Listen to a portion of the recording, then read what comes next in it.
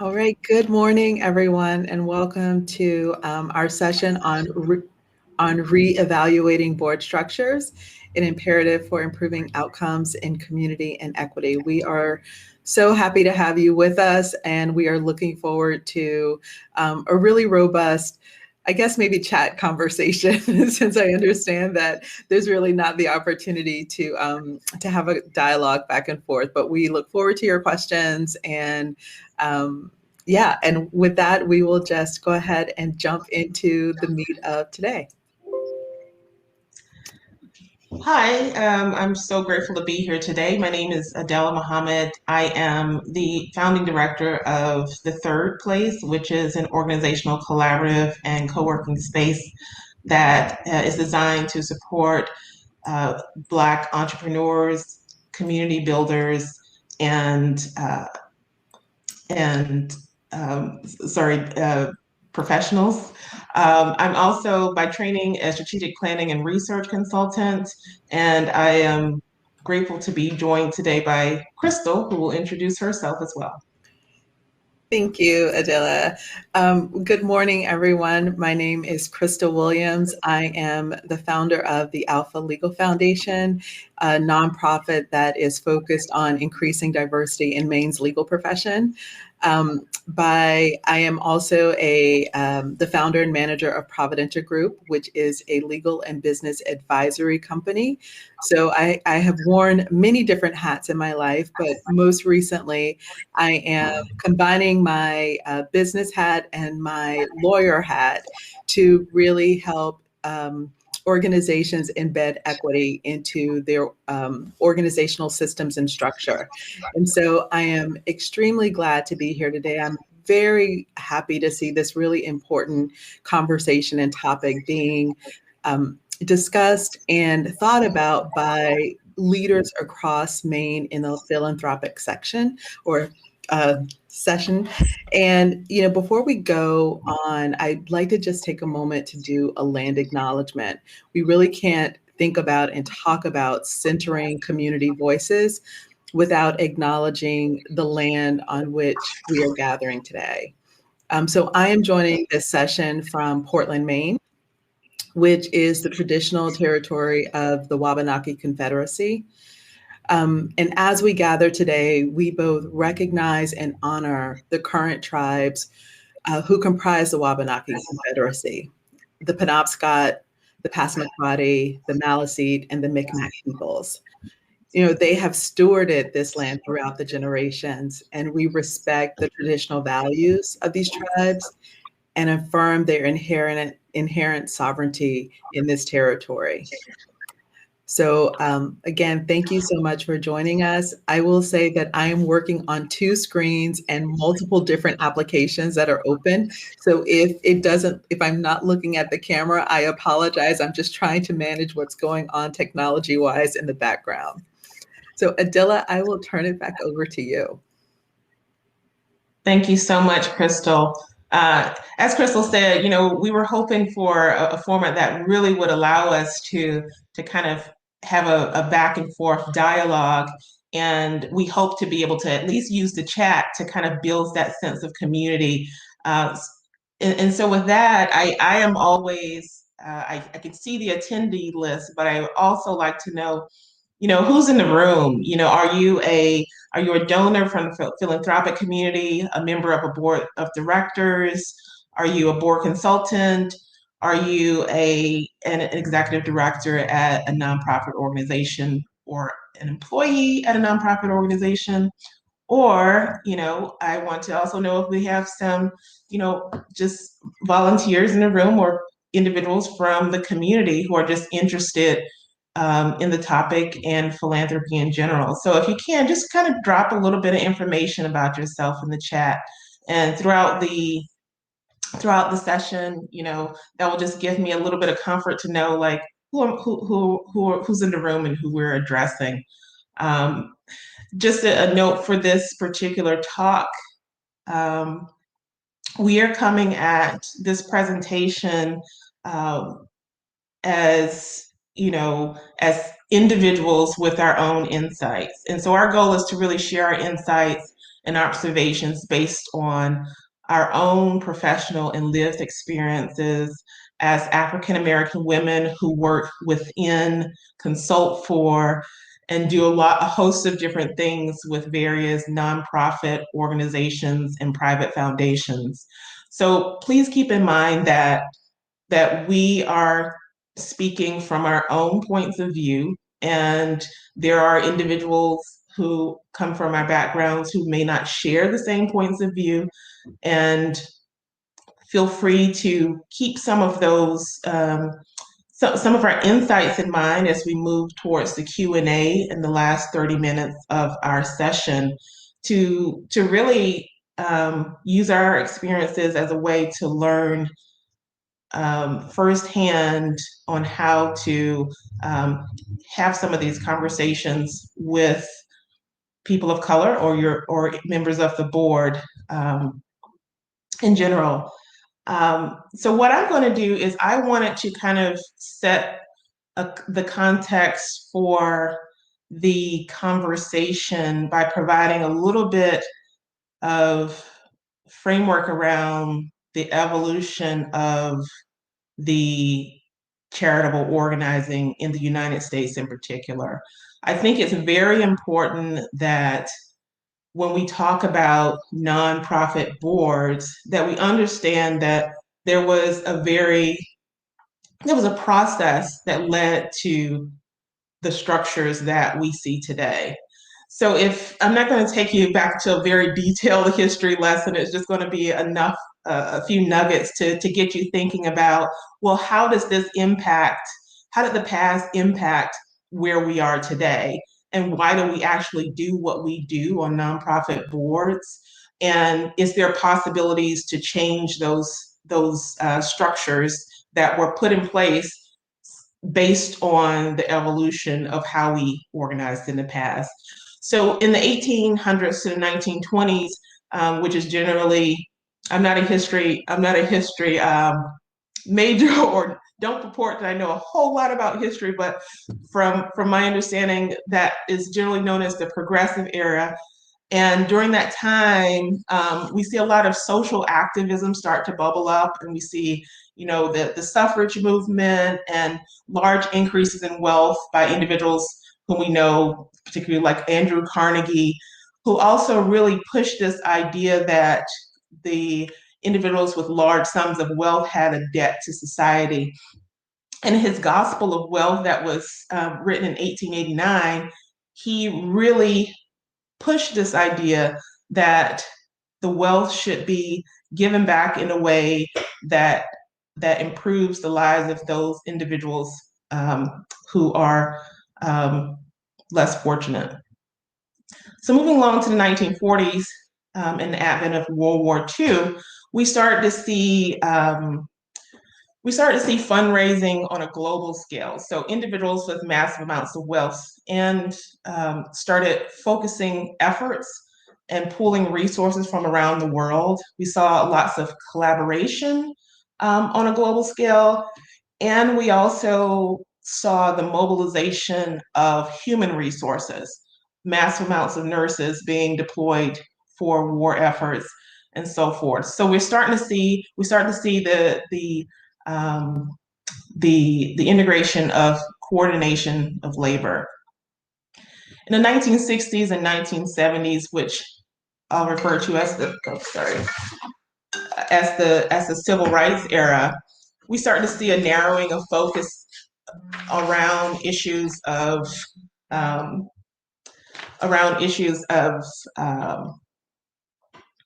social and cultural welfare.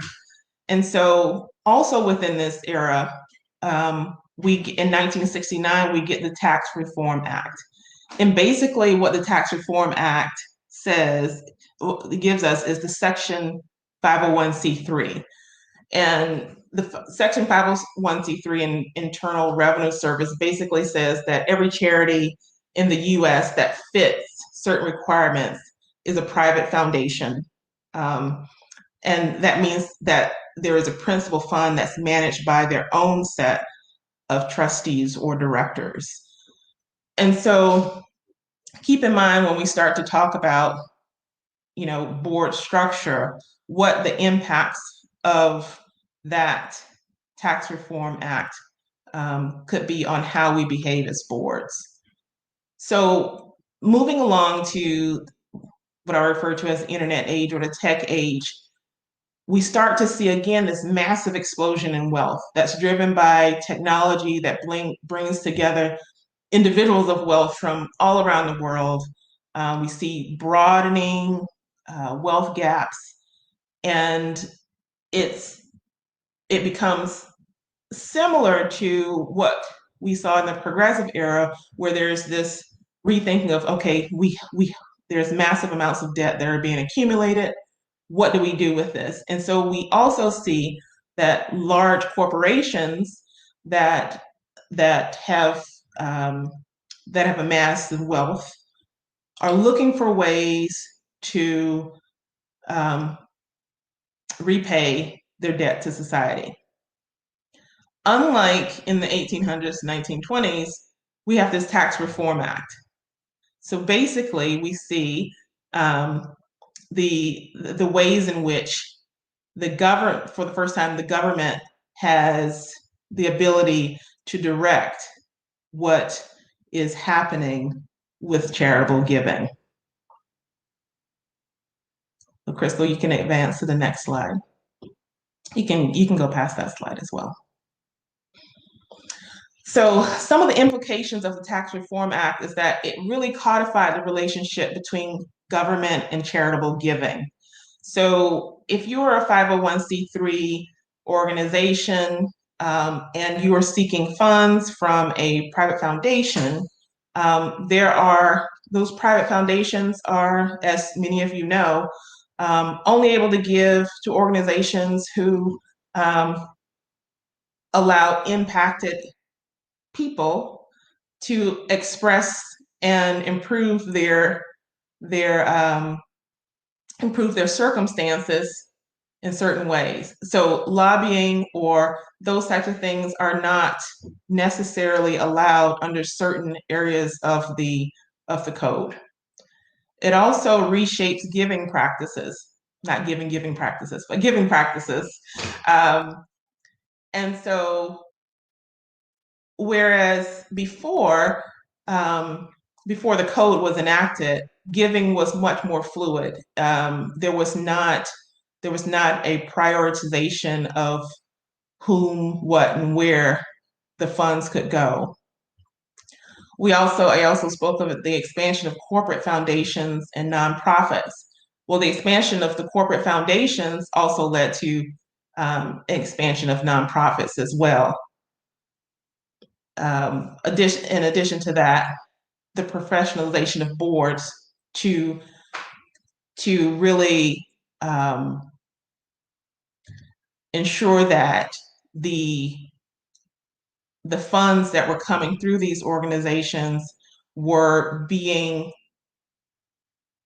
funneled or provided to organizations that met the needs of the corporation itself or the foundation itself. It's confusing because it's foundational corporations, which also leads to the dilemma of the beneficiary. So also in that vein, the charitable giving becomes almost a mechanism to meet business objectives. So you start to see charitable giving that is almost an extension of marketing. You also see charitable giving that is directed towards areas that could help build the business objectives themselves. And these are just broad generalities, but just a few examples of how the business objectives, the business objectives and the foundation objectives can really muddy the perspective of who's the beneficiary. It also limits the scope of the work in nonprofits. So this also kind of goes to, the limitations set on what 501c3 organizations can do, what people impacted communities can do, what they can say. And so those limitations are also some of the implications of the Tax Reform Act. So Crystal, you can, okay. So how does this impact board development? And these four things are not all the extent of how this impacts board development, but these are things that from my perspective, I have seen directly how they impact board development. So boards have traditionally prioritized the need for fundraising, leading them to seek individuals with proximity to both people and networks with financial capital. So if there is a need for foundations or nonprofits that are closely tied to corporations, there's a need to protect the identities and also to make sure that the funding is continued in a way that to make sure that there's sustainable funding that's available to support those nonprofits. So generally what that means is the individuals who are on the board seek out other individuals who have a proximity to wealth to keep the money and power flowing. And so it becomes a situation where a lot of foundation boards and larger nonprofits become a network of high net worth individuals. The emphasis, and these are not all necessarily bad. So these are things that we have to think of when we're thinking about balance on nonprofit boards. Also, the expertise to ensure compliance and maintain image. We do need a level of expertise on boards, but there's such a reliance of expertise that impacted communities have a tougher job being identified for board service. So if you think about the evolution of the charitable organizing, if minority communities were just beginning to build wealth at a critical stage between 1970s and the 2000s, when individuals on those boards reach out to fill board positions, that the level of expertise may be more difficult to come by, also because those individuals may not be directly within those circles. The other thing is it becomes very donor-centric. So when you have individuals on the board who are within close proximity to donors, it leads to a greater prioritization of the donors' needs versus the community needs. Now, this is not to say that this happens across the board, but generally, when donors are directing their funds and nonprofit boards are only really accountable to themselves, whomever holds the most power and proximity to the board usually has the larger say. The last thing that I pulled out was sampling. So when we do, and this is going to lead directly into what Crystal is going to be talking about in terms of the stages of board diversity, is sampling. So when we do have individuals on nonprofit boards, there's a tendency to, and this is across not just communities of color, but also just boards in general, that when we seek board memberships, we also seek individuals who kind of mirror and reflect the board majority. So we're still seeing, the incidents of replicating power, replicating these things that we find in other impacted communities. So if there are people of color who are invited to the board, a lot of time, not all the time, these individuals are those who represent a more significant level of privilege than those communities that they are brought in to represent. So that's just the context that I wanted to provide for some of the discussion. These are largely generalities, and I want for everyone to keep that in mind. We're going to have an opportunity to ask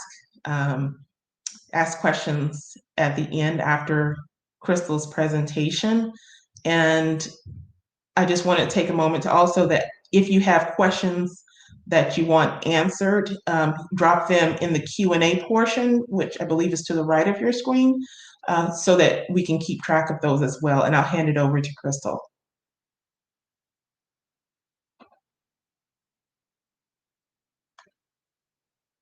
I can't hear you, Crystal. Of course, a day would not be, a work day without someone saying, Crystal, come off of mute, please. It's the story of all of our lives in these Zoom times. But thank you so much, Adila, for passing the mic over to me. And, part of what I want to talk about is the promise and the perils of board diversity. As Adila mentioned, both of us serve on several boards, as well as having founded our own nonprofits. And there is very much a lived experience perspective. I'm not claiming that the frameworks that I'm about to show and some of the challenges that I have seen in my experience, I'm not saying that they're applicable to everyone. And hopefully, when we get to the Q&A portion, this will give us an opportunity to delve more into where your experiences may be different than the experiences that we've had, and what that might mean, and what are the implications of that for going forward. But I do think that, I just want to underscore the fact that board diversity is a good thing. It is better to have more perspectives at the table and to be able to include those perspectives in decision making. I think one thing to be really mindful of, and Adila really highlighted this, which is the power element. So when you have, the folks who are more proximate to the power center of the organization, has the ability to sway and influence where the organization goes and how it interacts with the community.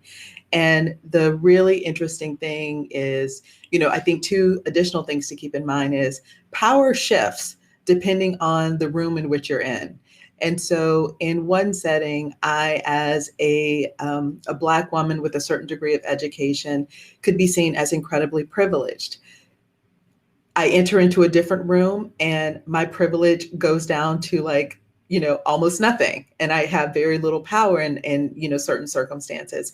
And so it's important not to just think about power as an absolute, but power as a dynamic. And when you start thinking about power in its dynamic element, some of the nuances of what we're talking about become a bit more apparent. And I have forgotten the other thing I was going to say, but I trust that it will come to me as I continue talking.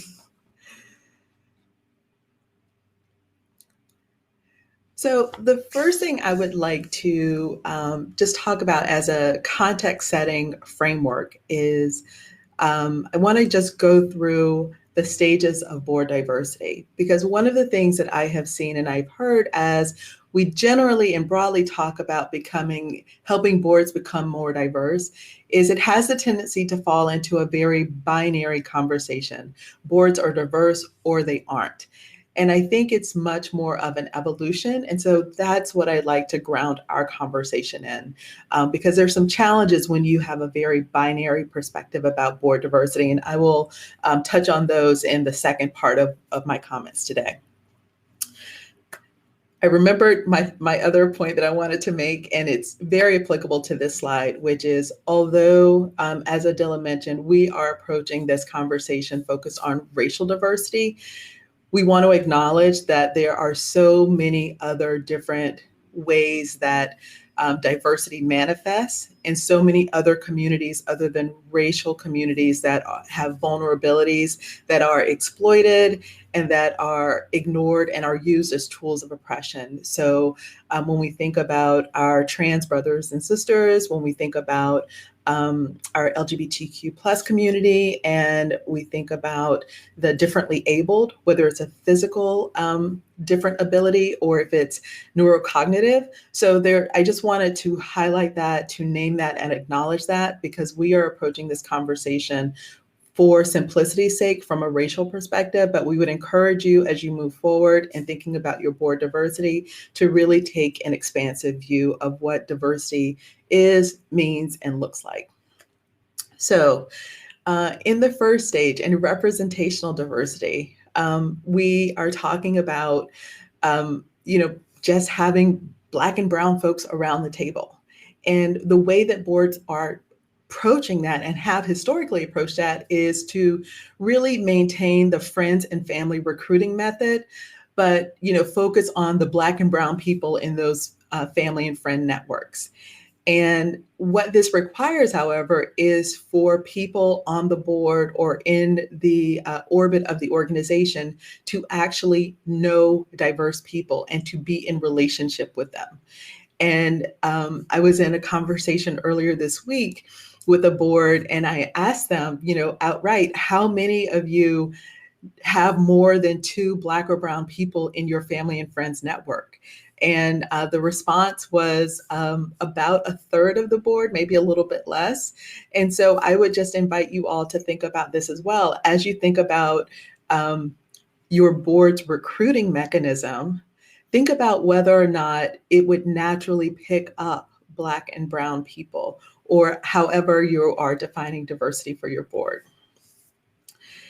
When we move from representational to inclusive diversity, we start to see more of a recognition and a shift of power dynamics, because in representational diversity, there is no change in the power dynamic. The board merely brings on Black and brown people, but the existing power dynamics remain in place. And I will say that the Black and brown people who are typically brought onto boards that are focused on representational diversity, they are very similar socially and educationally to the white people who are already on the board. It's just that, of course, their experience may be more nuanced, not necessarily so, not in all cases, but in some cases because of their racial identity. But by and large, they are currently in their current lives running in the same professional and social circles. So as you start shifting to a more inclusive board, as I mentioned, you start to acknowledge and name the existing power dynamic.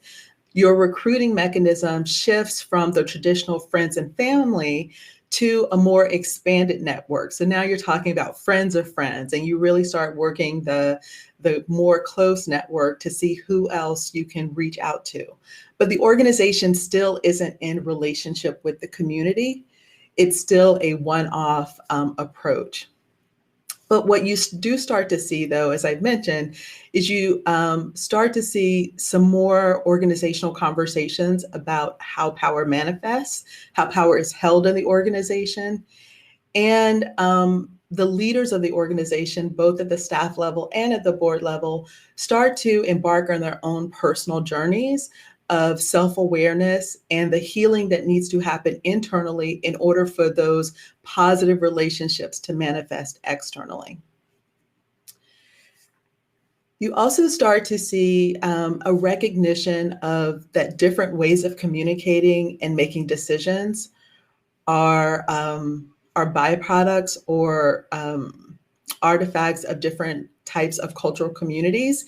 And these different communication and decision-making mechanisms are, tested out in the board setting, are recognized and honored. And so new systems also start to begin to emerge to support the myriad ways of communicating and decision-making. And I will say here that Explicit group agreements become really, really important, because the more you have, the more you start to shift away from representational diversity, you really start to activate the cultural mechanisms that shape each of us as individuals. And so it's really appropriate and necessary to create a shared space within which everyone can operate, and to be able to have the flexibility to call out when implicit biases are beginning to dominate the conversation and the ways people are interacting. And so explicit group agreements are a really effective way to create a shared social contract within the small group of the board. It's even better, I would say, if the board and the staff have the same group agreements, but sometimes the board and staff are on different timelines in their journey. So that's not always possible. But specifically for the board, it is really important to have those group agreements in place. And I will say in this that my experience, and again, this might be a little bit controversial, but when you start looking at an inclusive board, the Black and Brown board members or the Black and Brown individuals who are typically members of this board are not necessarily running in the same professional and social circles as as the as the white board members, and that is often by choice. So it is not that they don't have the same pedigree; they have just chosen not to put themselves, you know, professionally and socially in predominantly white spaces the majority of the time. So that's another reason why the group agreements become really important, to really allow safety, safe spaces for people to enter into, knowing that they can conduct business together. So the third section is the equitable board diversity, which, you know, for many of us is the holy grail. That's where we want to go. And I think there's a little bit of a fallacy to think that you can, you know, kind of jump from zero to equity without going through each of these other stages. I think that it is really important for the board and the organization to evolve consciously, if possible, through each of these stages, because there's certain organizational mechanisms that each stage allows to be put in place that will then build the foundation for the subsequent stage. So by the time you get to the equitable stage of board diversity, you've already developed mechanisms for bringing Black and Brown people onto your board. You already have explicit group agreements and mechanisms in place at the board level to really encourage, solicit, and support different ways of holding power, different ways of communicating and making decisions. Many of those mechanisms can be manifest and made explicit through group agreements, but there are also other board processes that would allow that to happen. So when you start looking at an equitable board, you're really centering the voices from the impacted community. The organization itself is in community with the impacted group that they are seeking to serve or whose voices they want to highlight. And it's not just centering those voices, it's also investing in the leadership capacity in those communities and recognizing their ability to solve the problems in their own community. So it's combining the wisdom of the community with the resources of the organization to really create a multiplicative effect in terms of the change. So here, board recruitment really evolves beyond the friend and family network and mechanisms to center on community and organizational mission.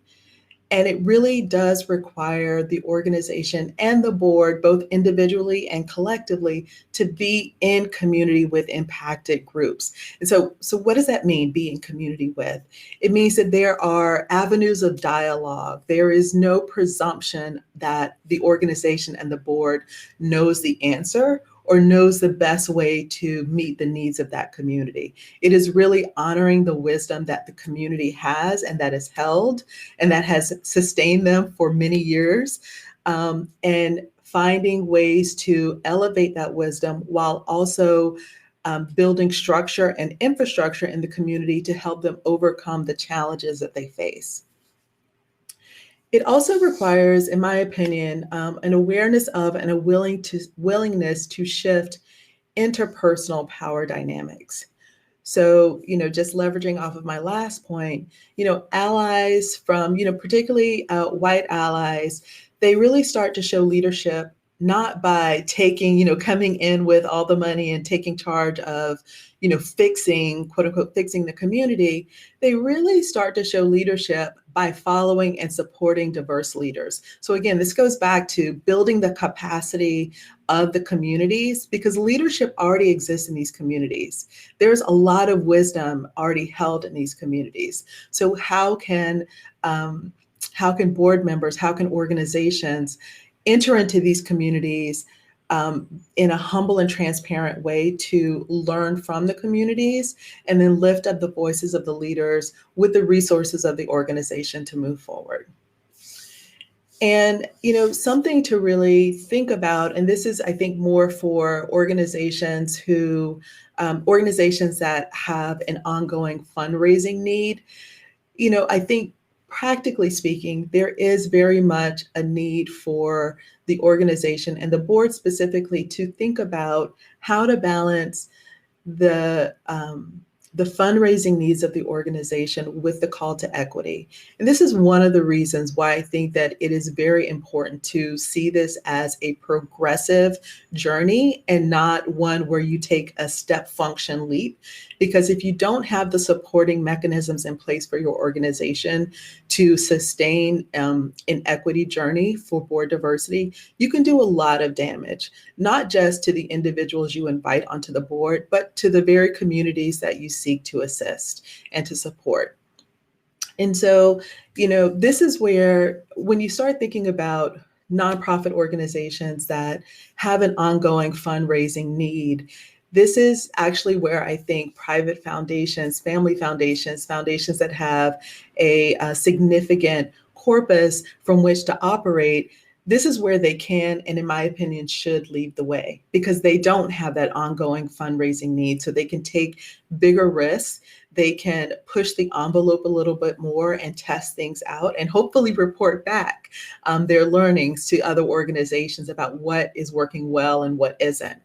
So I do believe private foundations can be innovators in this space because they are not relying on outside funding. But for those organizations who are relying on outside funding, I would really encourage you to think about using your equity journey to engage your funders more directly and more specifically. When you set the intention of we are moving towards board equity, and this is what it looks like for our organization. It looks like being able to bring on community members who do not have the financial capacity to give, but who have a deep wealth of knowledge of the impacted community.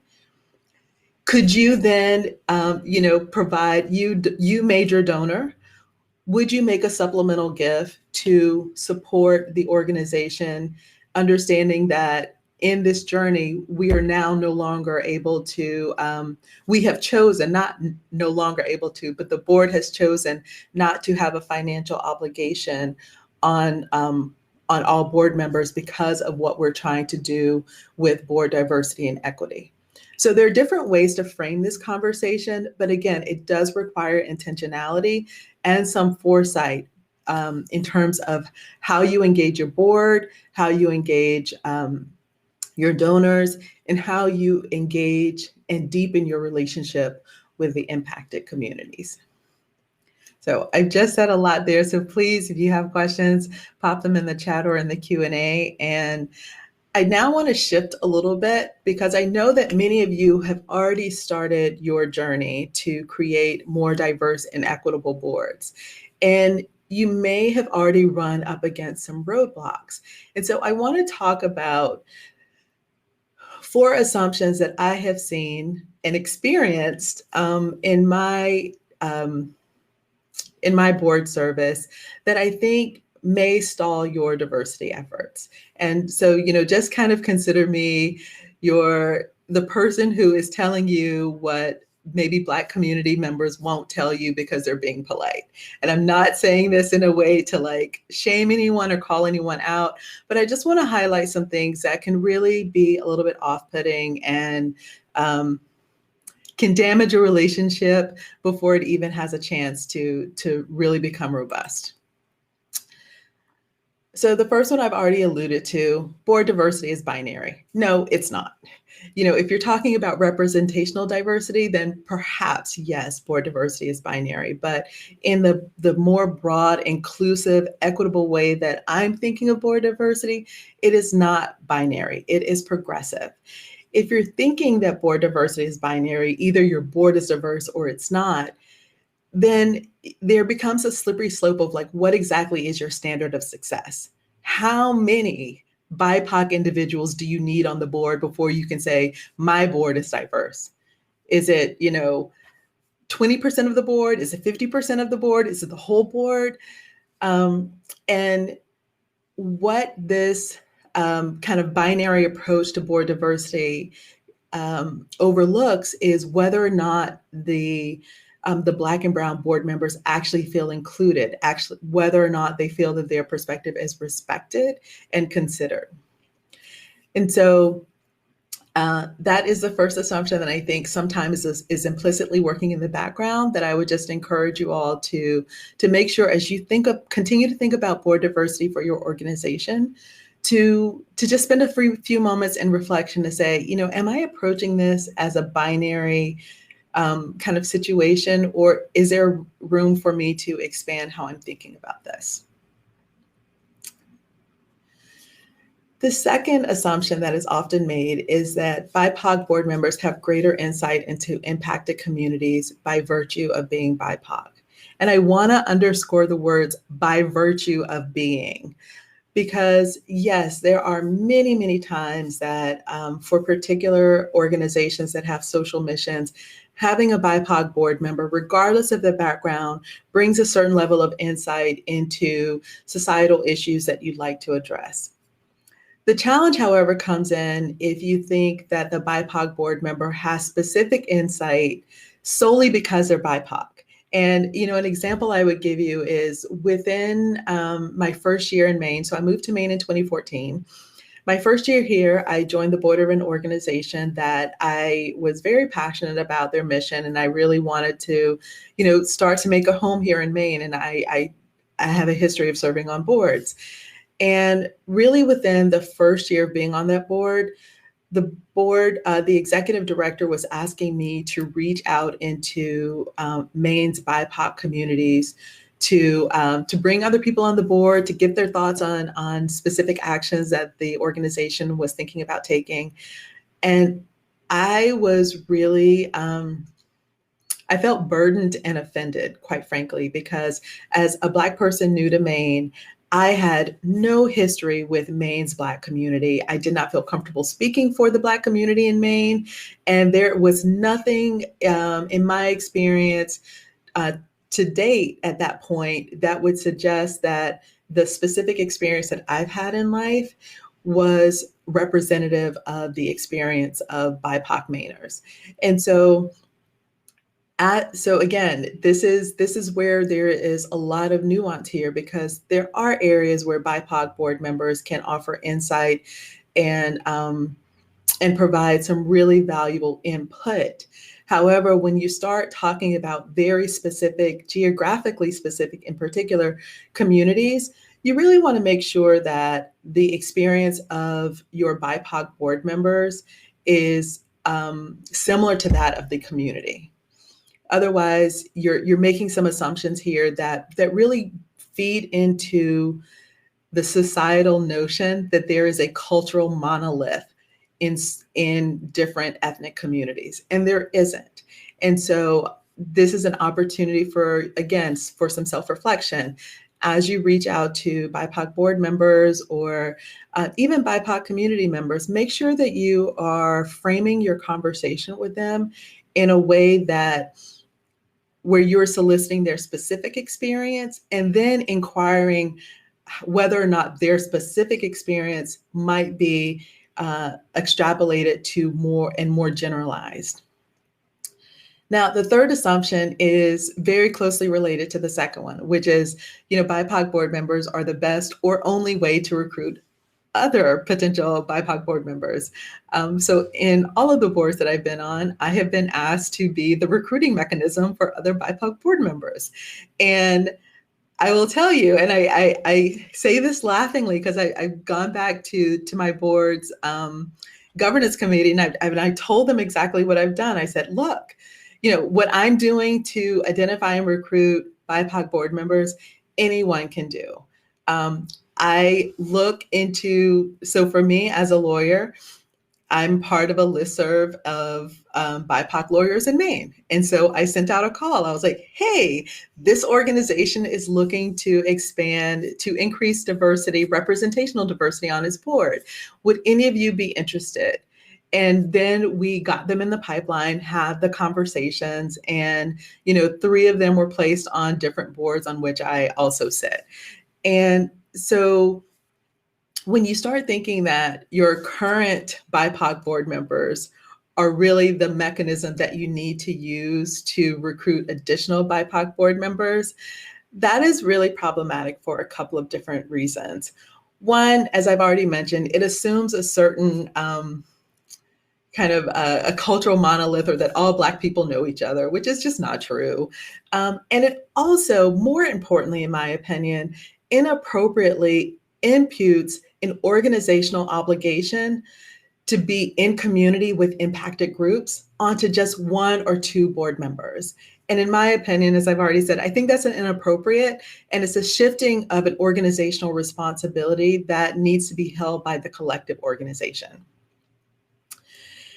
And so the fourth assumption is, and I say this a little tongue-in-cheek, which is there is an underlying assumption that the BIPOC board member would benefit from being a board member of your organization.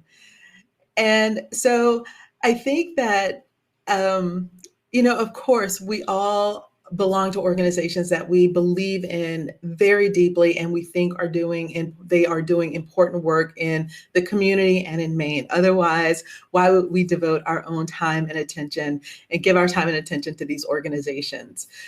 What I want to call out, however, is the problem, or it's more of a way of communicating the opportunity to join a board. Because sometimes, at least in my experience, the way that I have been approached still centers white normative experiences and centers white-led organizations as the standard. Like, don't you want to belong to this organization? It could do, like, it'll give you visibility. It'll put you into, this group of people. And there are certain professional realities. Again, I think this is this approach to kind of your tone and the way you communicate about your organization might be appropriate under the representational, when you're just kind of at the representational stage, because you're already running in the same social circles, and there may be like, oh yes, I do want to be more visible to this particular group, or, I do want to make sure that I'm connecting with, these types of people more frequently because of the social and professional benefit. As you increase, or as you get further along in your equity journey and you really start to be in conversation with community, it is really, really important, the messaging and the tone and intent of how you engage in conversations about potential board membership. Because for impacted communities, again, going back to this power dynamic, power, it shifts according to the room that you're in. You're asking a community leader who holds a lot of power and influence in their community to come into a space where they may not, where they do not hold as much power or influence. And so by couching that as, oh, you would benefit from being a member of this organization. And this can go in 2 ways, right? It's either like, oh, you have so much to give. We could really benefit from having you here. So it's, again, putting this burden on the, making the problems of the organization the problems of the individual. And I just think that adds on to what many impacted individuals are already carrying around. And so I would just encourage everyone to just be mindful of the tone. So I have just said a whole lot, and it begs the question, where do we go from here, right? Again, I just want to underscore the fact that I really do think that there are levels and phases of board diversity. Wherever you are on your journey, I would just encourage you to be intentional, be humble and transparent as you develop relationships with people from the impacted communities. And above all, like hold the tension that reflects the need for urgency in building an equitable board, with the understanding that in order to effectively shift power and transform structures, it requires strong relationships. And those relationships, those types of relationships, really only come with time. And so with that, I am going to stop sharing, if I can. Thank you so much. Yeah. I know there's probably we have about 20 minutes or so for questions and answers, but I'm just curious for those who are present, of the boards that you've been a part of, or the boards that you're involved with, what stage are you at? Are you at do you see primarily boards in a representational stage, an inclusive stage, or equitable? And I just want to just see where the participants in today's session kind of see the boards they're involved in, the stage.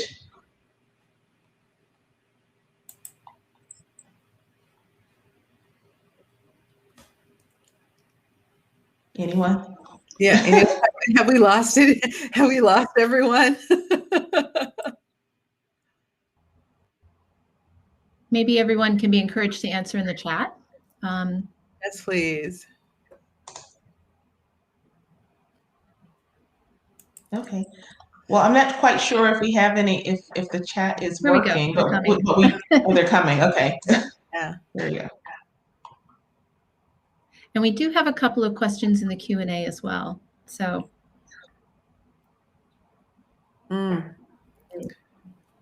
So a couple of folks saying that their boards are really at the representational stage, and a few also in the inclusive stage. That's wonderful. And again, this is a journey. And so I think that there's no shame at all in starting in the representational stage. We all have to start somewhere. Yeah. And there's absolute power in really knowing where you are, what stage you are. I think that the danger comes when you believe that you're at an equitable stage and you're really at a representational stage. Absolutely. So there's a few questions that have come across in the Q&A. And I'm not sure if everyone can see the actual questions in the Q&A, or is it just us?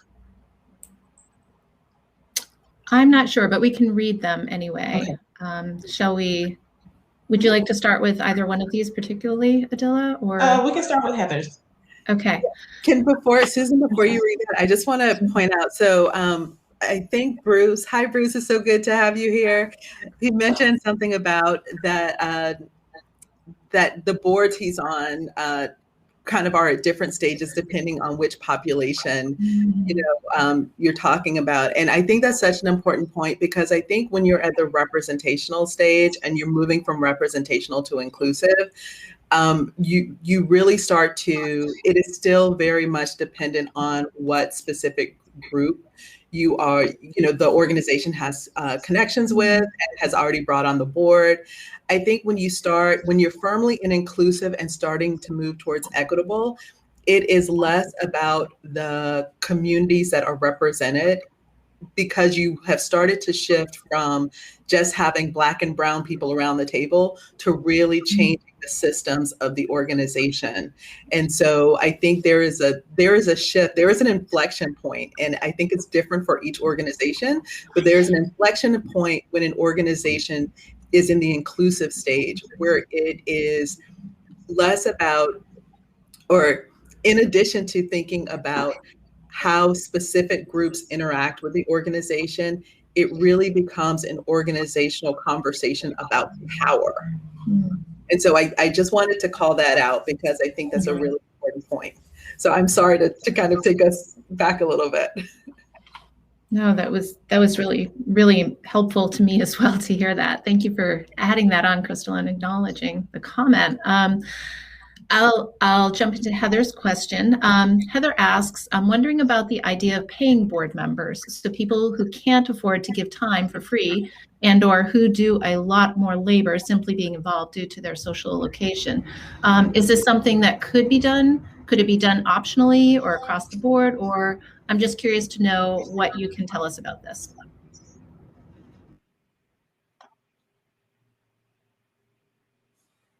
Yeah, Adela, did you want to? I would just start off by saying that, boards are only accountable to themselves. So boards can make the rules. Boards can change the rules. It's interesting because boards of directors don't have any real official accountability mechanism unless they create that accountability mechanism themselves.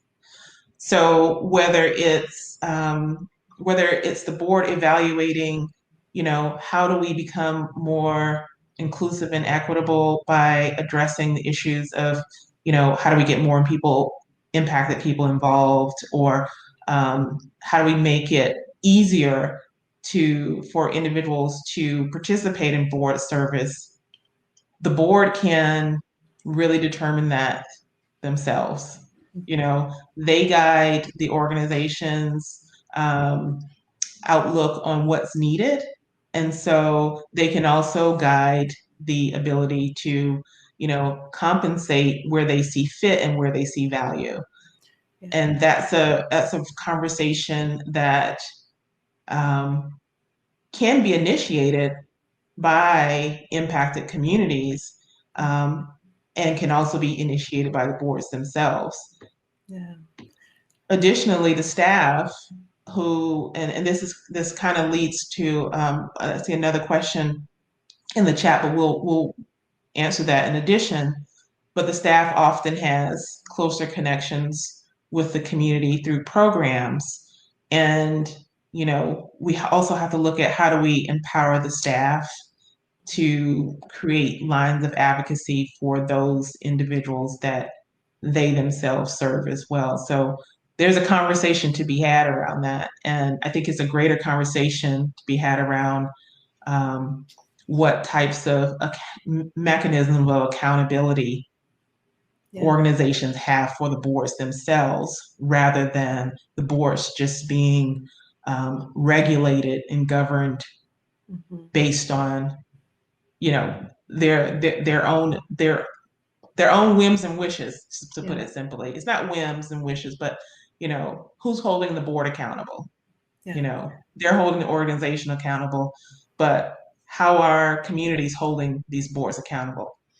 So when people ask about, can you be paid, that's also it's also asking, like, how do we create greater accountability to representation and equity on the board? Yeah.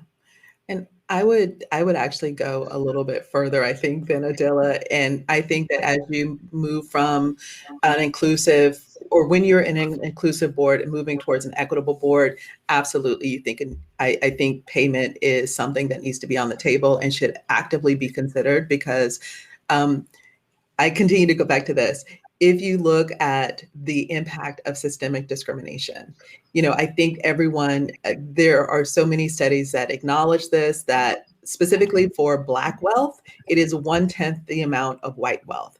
And many of these organizations, or as Adela showed us, through the historical perspective, much of the thinking around nonprofit and philanthropy was an outgrowth of the extreme wealth that was built, during the industrial age, right? But unlike then, now people are not thinking about how to invest that money back into communities.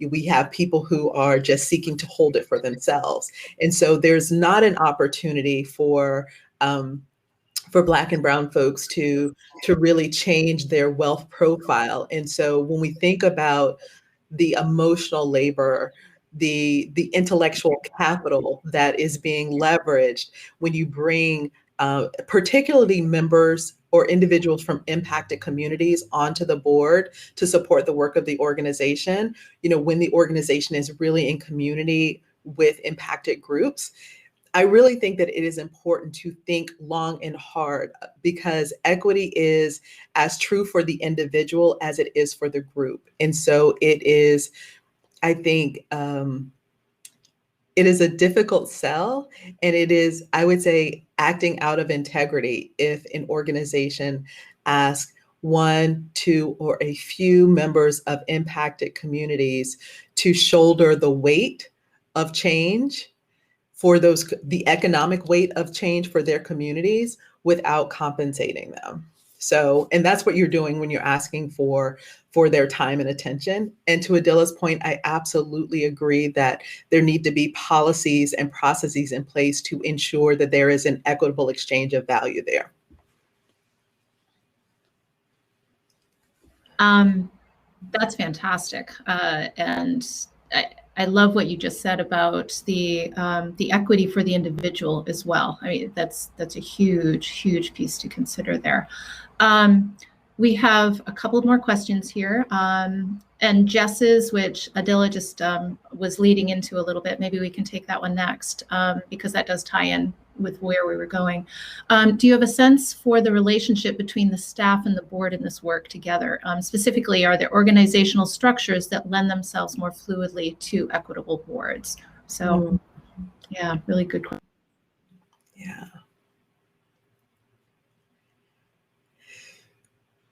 I think that's a great question, Jessica. And I will be honest and say I don't have a good answer for you because I think that so much depends on how large the organization is, whether or not it has professional staff or it's a volunteer staff, or if it's a combination of both. I think they're just for me at this point in time, there are too many factors that I would need to consider in order to really do your question justice. But I think it's an excellent one. And I would ask the wealth of people who are in the room, if Adila, I'll turn it over to you. And if anyone in the room also has some suggestions for Jessica, please drop them in the chat. I would say, particularly for larger organizations, that it's very important to have the staff work seamlessly with the board. The board is often, for those who are still at the representational phases, and boards move and shift between these phases all the time, that there needs to be a really close working relationship with the staff, particularly when the board members are not seeing the day-to-day, or not hearing the day-to-day information on the ground. And usually it's the staff, programming staff, that has a really good pulse on the needs of the community. Mm-hmm. So organizations that really have almost this kind of structure where the staff kind of just presents information and data and the board kind of receives it, those don't really work. What really works is boards and staff talking very intently about programming and the programming impacts in the details in some ways. And I know that's terribly time consuming, but there are ways to make that a little bit more fluid. And I don't know exactly the structure to do that, but it's the board and the staff, when the information is not at the board level, there needs to be a really close working relationship between the two.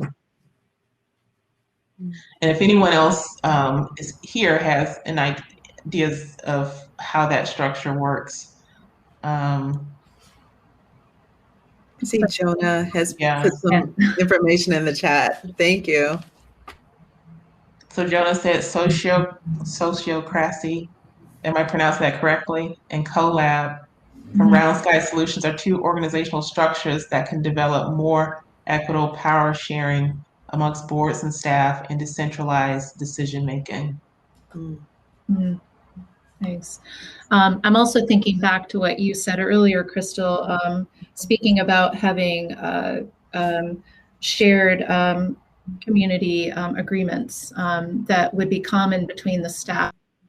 And I'm assuming that also would be something moving in that direction or contribute to that work. And Jess, okay, great. Thanks, Jess. We have another question here from Morgan. Morgan asks, can you recommend any reading on this topic that has informed your thinking? Or have you developed any materials outlining what you presented today?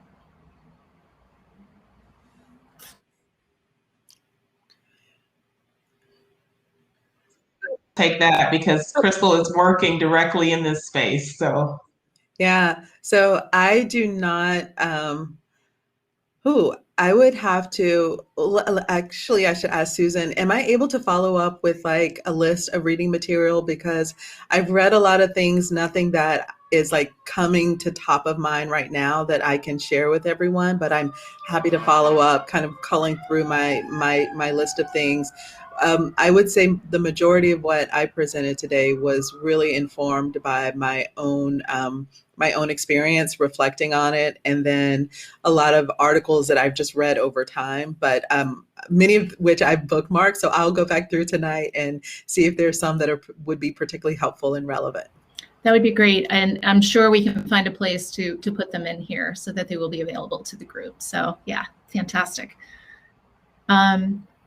I also, for those who don't subscribe to like Board Source or the Chronicle on Philanthropy, there's always lots of information about, you know, what's happening in the field and how different communities are perceiving like board development and all those sorts of things. So those are usually my my constants. And as Crystal said, you know, there's a lot of articles we read, and there's a lot of things that I agree with, a lot of things I don't agree with. So it's an evolution in understanding as well. So. Yeah, and I would also just point to the Maine Association of Nonprofits, because they do have a curated list of articles that I just read through maybe last week, and I just recall a couple of them being particularly helpful. I will include that in the link that I kind of upload later today, but definitely, I'm presuming many of you are members. Please check out their website because they do a good job of curating a lot of thought leadership on this.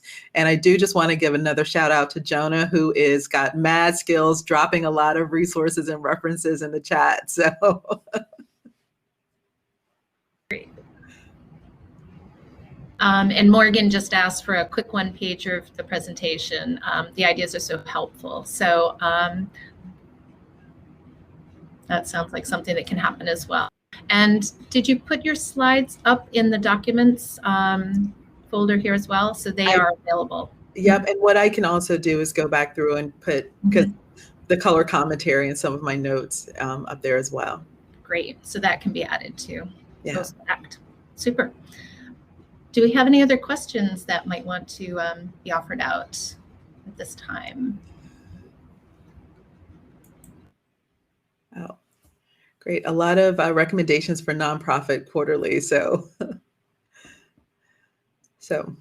yeah.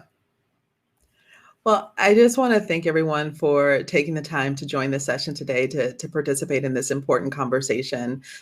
You know, speaking for myself, again, I do see this very much as a journey. And as you hold the urgency and intention of making your boards more equitable, I would also encourage you to give yourself grace and space to not get it right, but to humbly, you know, pick up the tools of equity and try again, because this is very much a journey. And, you know, I see some comments in the chat. We are all learning learning alongside of each other.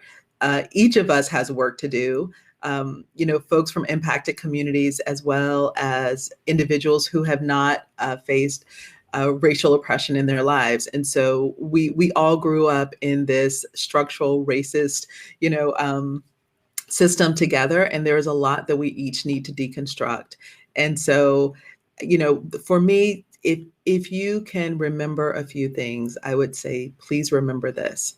Power is dynamic. The way you hold power in one space is not the way you hold power in another space. So please be mindful of how you hold power. 2, when you think about making your boards more diverse and equitable, please be mindful of some of the assumptions that I talked about and the impact it can have on an individual. And more importantly, make sure that you're not, that when you engage with any individual, that you're not making them the sole representative of their cultural group. And again, I'll just underscore, give yourself grace and space in this journey. And Adela, I will turn it over to you for final words. Felt a lot like final words to me. And I think it's very helpful that, we're finishing 2 minutes early, and that will give opportunity for folks who are at this session to kind of figure out where they're going next. And I encourage you to take some of this information back to your organizations and share your learnings. And I just appreciate you all for attending the session today. Thank you very much. Thank you. With great gratitude. Thank you so much, Crystal and Adela. This is fantastic. And I still see some thank yous, lots of wonderful accolades over here in the chat. So great appreciation. And a few resources dropped there as well as people are looking. So thank you very much. And we'll stop the broadcast here shortly. Have a great day, everyone. I hope you all get some time to enjoy the weather. It's beautiful in Portland. Yeah, thank you.